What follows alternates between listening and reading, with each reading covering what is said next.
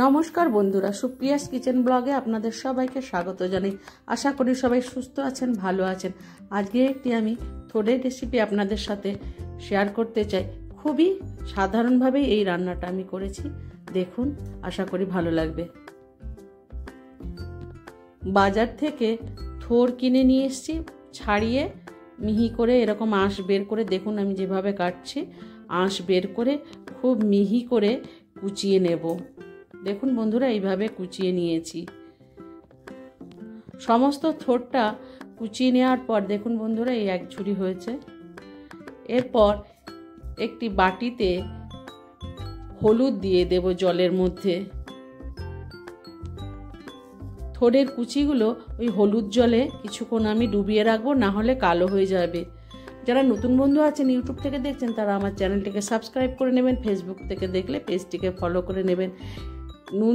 হলুদ জলে দেওয়ার পর বেশ ভালো করে চটকে নেব। হলুদ জলে দিলে এই থোড়টা কালো হয় না। ভালো করে ধুয়ে নিয়ে এবার নুন দিয়ে আরও বেশ কিছুক্ষণ ধরে থোড়টাকে আমি চটকে এর মধ্যে যে জল আছে জলটাকে বের করে নেব।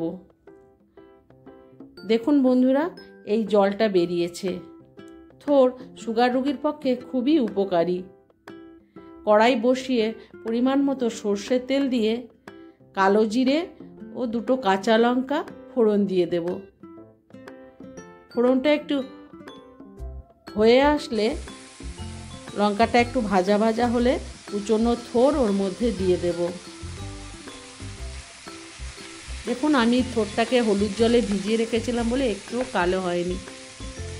একটু খুন্তি দিয়ে নেড়ে চেড়ে নেব।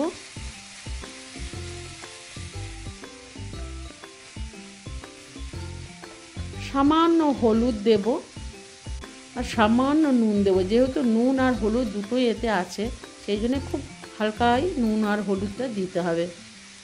যে খুন্তি দিয়ে ভালো করে নেড়ে চেড়ে নেব।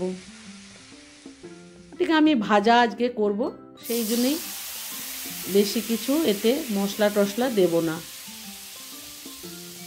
একটি ঢাকনা দিয়ে কিছুক্ষণের জন্য ঢাকনা দিয়ে দেব। কিছুক্ষণ পর ঢাকনা খুলে নেড়ে চেড়ে নিয়ে নেব।